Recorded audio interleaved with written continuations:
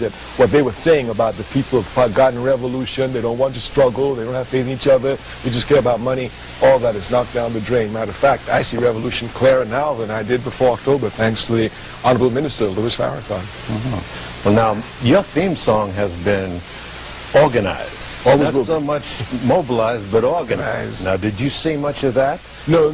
Coming out of the march? No, but the march creates an atmosphere which allows now for organization. If you follow the march very carefully, you know that Minister Louis Farrakhan and I go back to over 30 years of constant work, of knowing each other, working constantly, meeting all the time. And one of the things that really pleased me was at the march, he ended the march by saying, I want everybody to join an organization working for the people. He even said, join the All-African People's Revolutionary Party. I said, now that's perfect, because all we want is for all these million and more people who came to the march, each and every one of them belonging to an organization, NAACP, Urban League, Southern Christian Youth Conference, All-African People's Revolutionary Party, Nation of Islam, anyone that's fighting for the people, you've got a disciplined force. And that's the only thing the enemy has over us right now. Only thing they have over us. We're disorganized and indisciplined. That's all. All right. Now, in 1963, there was a march on Washington, followed almost immediately by the bombing of the 16th Street Church. Exactly. Now we have a million-man march. And so they have to increase. Now we have a lot of bombings, burnings of churches. What's the connection here that you see? Well, there's two. One, we want to take the first one, is that the racists are showing us that just what we know. They're not going to take this one laying down. That we have to fight them to the death to get rid of racism in the country. So there's no problem here. Now when it's properly understood, of course, we're just indisciplined, organized. Overnight, once we become organized, disciplined, we can keep this problem at bay. The second problem is a problem that speaks to us. The capitalist system has a way of destroying our thinking. That's its job, make us think illogically. And one of the way it usually does is makes you think that you're supposed to struggle in your life for a certain part of your life, and then after, you get to a point where you don't have to do nothing. I mean, all you do is act like an animal. You just consume. You don't produce anything. I remember as a student at Howard University, hearing students say, I'll be so glad when I get out of school. I'll never read another book in my life. And they meant it. They meant it. So what the capitalist system did is that it told us, y'all struggle for a little while, and then you'll be free. What's your problem? You know, so this seeped in, pumped in to even many seasoned strugglers that, well, you know, I struggled in 60, and now it's time for me to enjoy some of that struggle, you know. So I don't care what you do, you can keep on doing what you're doing, but I struggled and I shed my blood, and I'm going to enjoy it, you know. So this thinking is, of course, backward thinking. Frederick Douglass is absolutely correct. He is precise. Where there is no struggle, there is no progress. And so if we want progress all the time, we must want struggle all the time. But the American capitalist system teaches us to want progress without struggle, to want money without laboring. You know, just one thing, just get them.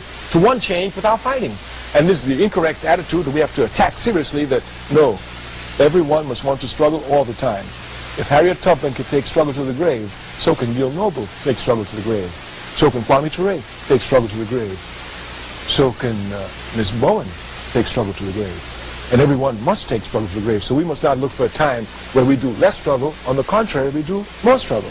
I'll be 55 in 3 days, 29th. Yes. And the other day someone was saying to me, oh, you're an old man now. I said, yes. I said, don't you want to be a young man? I said, no. I said, because what it used to take me 2 weeks to organize, I can organize in 2 minutes right now. And I'm working on 2 seconds. Can you give me a dispassionate clinical critique of your movements here in this country during the civil rights movement? What mistakes do you think you made? Oh, well, what are you proudest of? There are many, many mistakes. Of course, the thing I'm proudest of is my constant struggle for the people. And this one, of course, I will wear the pride mark on my grave, on my tomb, that I will struggle to my death. I think this is the most important because our people in their struggle have the character of being spontaneous. I mean, I'm a revolutionary. You know what I dream about? Not what King dreams about. I dreams about bringing about urban rebellion in this country. You know what it takes to bring about urban rebellion in this country? If I had told me, for example, all right, Kwame Ture, the party sends you to Los Angeles, we give you everything you need, you know, just tell us what you need for rebellion. I said, okay, I need at least 80 brothers and sisters. who are ready to go down, trained revolutionaries, ready to shed their blood or drop it high for the people, won't compromise. That's what I need. Give me 80 of them. Let me spread them throughout. You pay their salary for me for a year and a half. After a year and a half, I can get you a rebellion. But do you know, these Africans, here a police got released from a Rodney beating, and without the slightest thinking, without the slightest planning, with no cadre, they all jump up and pull it off. I mean, bring a rebellion to the city that shocks them. You know, so our people, but the problem is it's spontaneous. It's not permanent. It doesn't continue. And this is the error.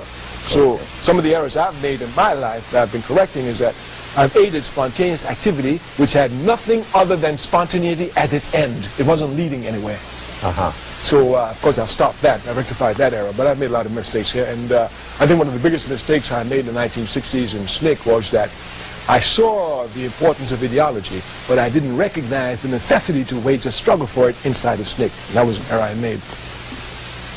All right, there's some more I want to ask you on that point, but we do need to take a break. We'll be back right after this.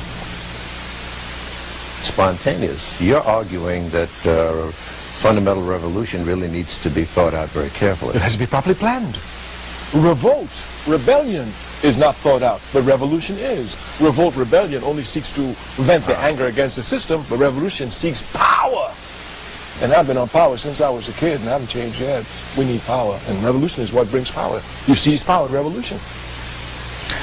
Where do you see things going then? Are you encouraged? Are you saying that you're encouraged by what you see here in the United States among our people? It's a classical English statement. It's the worst of times and the best of times.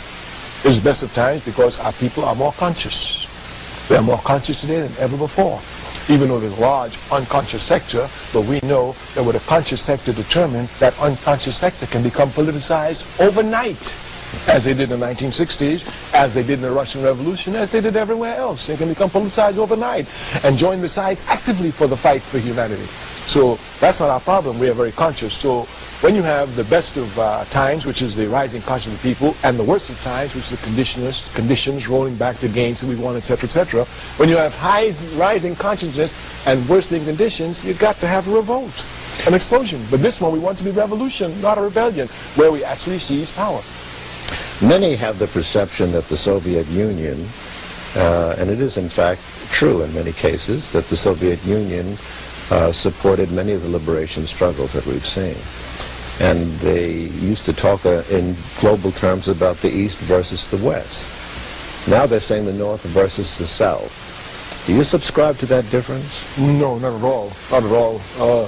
The Soviet Union itself will prove that, because it is clear that irrespective of all the shortcomings of the socialist regime, the people had a far better quality of life than they do now.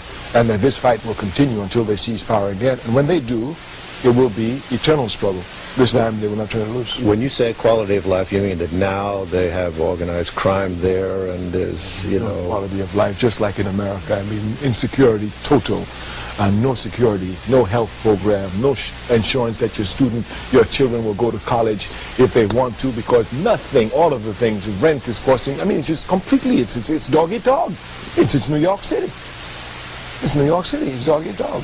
What do you see among our diaspora then, the nations in our diaspora, who many got substantial support from the Soviet Union?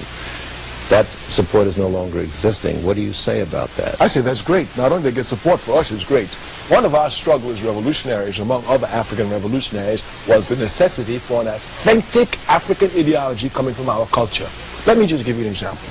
Before the 1960s, Marx and Leninism reigned supreme. It was the ideology, not a ideology.